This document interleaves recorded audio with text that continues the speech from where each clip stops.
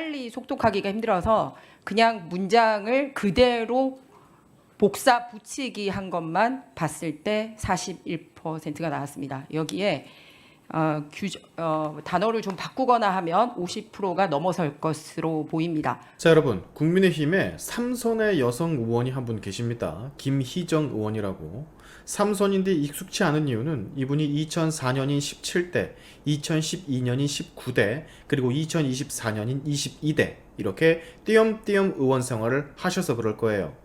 이명박 정부 때 청와대 대변인을 했었고 박근혜 정부 때 여성가족부 장관까지 하셨던 분입니다. 그리고 오늘 김민석의 영혼까지 탈탈 털어주는 그런 역할을 하고 계시죠. 오늘 이분의 활약상은 진짜 대단합니다. 증거와 팩트만을 가지고 김민석을 후드로 패는데 너무 시원하더라고요. 아까 김민석이 국가 채무 비율을 몰랐다라는 사실을 세상에 꺼내놓은 사람도 바로 이 김희정 의원입니다. 그리고 오늘 청문회 거진 막바지에 이 김희정 의원이 김민석의 칭화대 논문을 가지고 잘못된 점을 다시 한번 지적하죠. 바로 표절률, 논문 표절. 다른 학자의 논문을 김민석 의원이 표절했다라는 지적이었는데요. 놀랍게도 다른 사람의 논문을 그대로 복사해서 본인의 논문에 붙여넣기 한 부분이 김민석 논문 전체의 약 41%나 된다는 엄청난 사실을 폭로합니다. 대학교 나오신 분들은 아마 논문을 대부분 쓰신 분들 많으실 텐데 완벽하게 똑같은 부분이 41%, 단어만 살짝 바꾼 부분까지 치면 50%가 넘는, 즉 절반이 넘는 부분이 아예 똑같다라고 하니 어이가 없죠. 김민석은 부족함을 인정한다는 애매한 답변을 내놨습니다. 표절했다라는 말을 할 수는 없었을 테니까요. 여러분 모두 아시다시피 지금 국민의힘 측에서 요청한 증거 자료는 모두 97건, 그 중에 7건만 제출한 상태, 그리고 국힘에서 불러달라고 한 증인들은 단 한 사람도 못 나온 영명인 상태에서 진행하는 맹탕 청문회. 그럼에도 불구하고 이렇게 잘못된 것들이 미친 듯이 쏟아지는 국무총리 후보자의 모습을 여러분은 보고 계신 거예요. 그리고 이걸 반대로 말을 하면 만약 국민의힘의 증인 신청과 국민의힘이 요청한 증거 자료들을 전부 다 보게 됐다면 이 청문회 진행조차 하지 못했겠죠. 너무나도 화자가 많아서. 다시 한번 말씀을 드리지만 논문을 참고한 그 정도의 것이 아닙니다.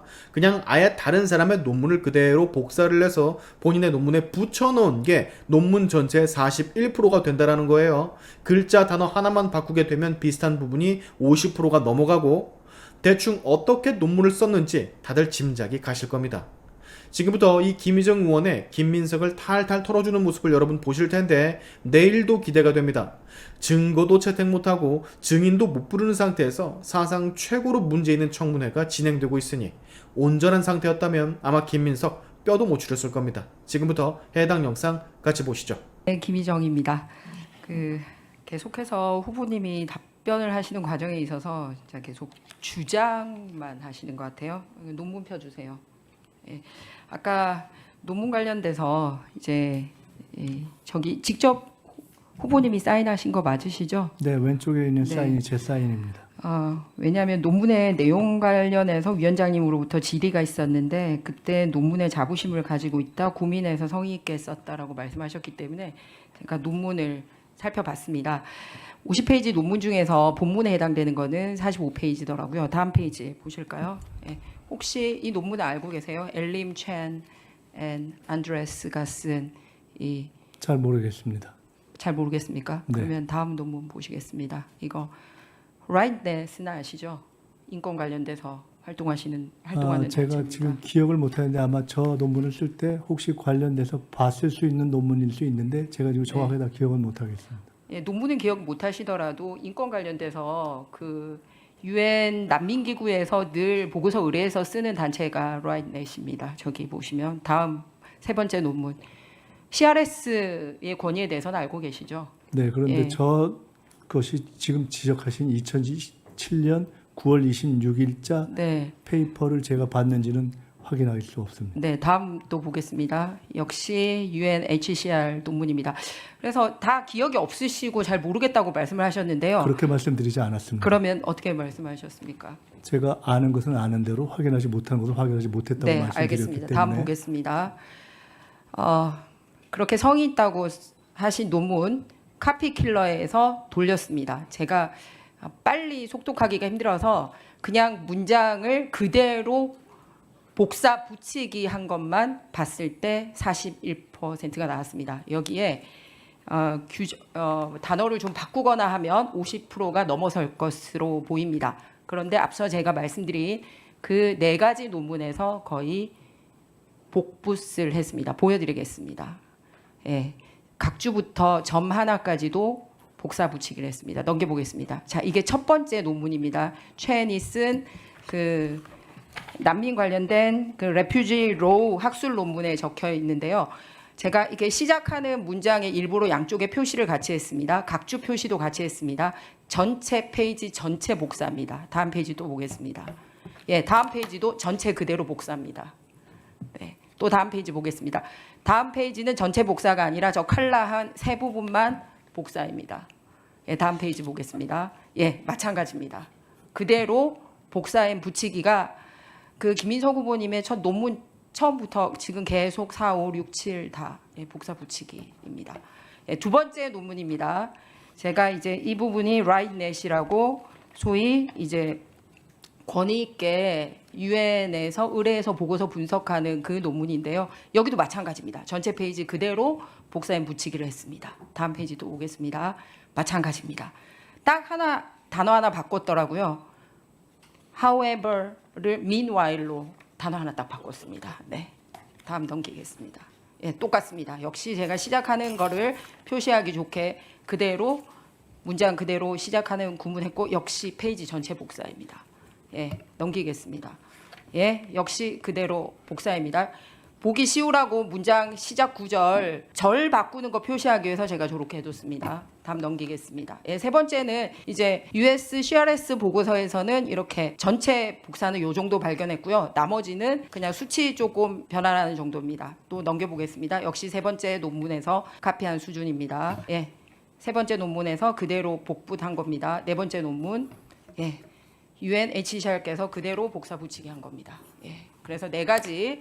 예, 다음 페이지까지 이렇게 쭉쭉 있습니다. 마지막 페이지까지 보십시오. 예, 멈춰주십시오. 그래서 본인이 굉장히 고민했고 성의 있게 썼다, 자부심 가진다라고 아까 말씀을 하시길래 사실은 제가 어젯밤에 이제 논문을 봤습니다만 다른 자료를 성의 있게 내면 한번 얘기를 해볼까 하다가 아까 답변을 듣고 이 자료를 오픈할 수 없다라고 판단을 하게 됐습니다.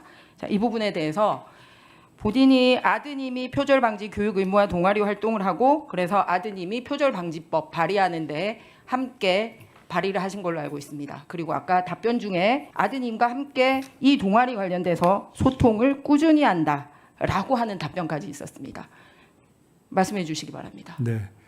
우선 제 아이는 아이 말고요. 본인 논문. 아니 그 부분에 대해서 네. 말씀을 같이 연계해서 하셨기 때문에 제 아이는 본인이 해외에서 학교를 다닐 때 받았던 표절 교육에 비해서 국내에서 저런 논문의 표절 등에 대한 교육이 없다라는 것을 본인이 인지하고 그 문제를 제기한 것이어서 그 문제를 제기하는 것이 굉장히 의미가 있겠다라고 제가 이야기했다 하는 말씀을 드립니다. 다시 한번 지금 지적하신 내용과 그 아이가 대학 입시에 그것을 입법 활동을 활용하는 것은 전혀 상관이 없는 것이기 때문에 제가 그 질문한 거 아니지 그렇습니다. 않습니까? 그래서 네. 그렇지만 그 문제를 제기하는 것이 인상 효과가 있을 것 같아서 제가 한번 확인 드리는 것입니다. 저 문제와 저 논문과 관련해서는 제가 한 가지는 인정하겠습니다. 뭐냐면 논문을 작성하는 데 있어서의 기술적인 주석이라든가 옮겨쓰기에 있어서의 부족함이 있을 수 있을 것입니다. 저는 그것은 인정합니다. 왜냐하면 제가 엄격한 논문 작성에 대한 훈련을 제대로 받지 않았습니다. 그 점에 대해서는 죄송하다는 말씀 드립니다. 그러면 저도, 정당하게 잠깐만요. 학위 논문을 받았다고 생각하십니까? 그렇습니다. 예, 그러면은 보는 설명을 분들이 드리겠습니다. 잠깐만요.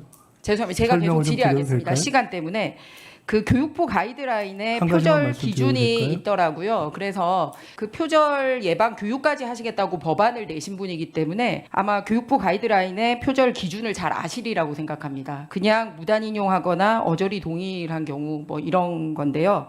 그런데 하여간 조금 그냥 그대로 페이지 전체를 옮기는 이런 사례가 있고 그래서 여쭙고 싶습니다. 이제 내용과 관련돼서 다시 원점으로 돌아와서 그러다 보니 이런 단어를 선별하거나 하는 데 있어서 다시 중국어 보는 데도 있어서도 세심하지 못했지 않나라고 이제 넘어가겠습니다. 그래서 아까 이 논문 표절 넘어서서 앞으로도 그러면은 이 논문에 대해서 내용에 대해서 자부심 가지고 있고 국내에서 제기하지 않았던 중국에 온 이 이탈 주민에 대한 이런 거 관심 가지고 있다고 하셨는데 그럼에도 불구하고 반도자나 이런 도북자라고 쓰는 게 적당하다고 생각하십니까? 지금 제기하신 네 편에 제가 논문의 바디, 즉 내용의 일부 전제에 해당하는 부분을 혹 그 논문 작성 요령과 아니 제 질문에 무관하게, 답해 주십시오. 예, 무관하게 도북자나 옮겨 쓴 반도자. 부분이 있다면은 예. 그럼에도 불구하고 그 내 논문에 결론과 제 논문의 결론이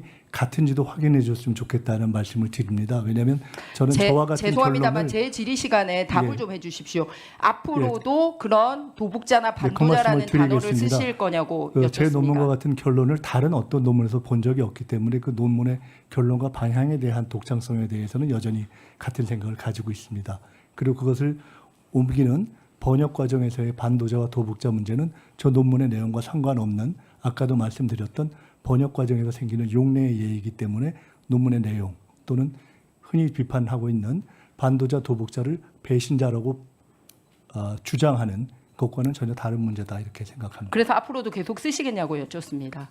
반도자 도북자 문제를 다시 쓸 일은 없다고 생각합니다. 네, 그러면은 그 작년에 우리가 북한 이탈 주민 관련된 법을 바꿔서 북한 이탈 주민들을 위한 특별한 뭔가를 만든 걸 알고 계세요? 어떤 걸 만드신 걸 말씀하시는 건가요? 북한 이탈 주민을 위해서 올해부터 국가 기념일을 지정을 했습니다.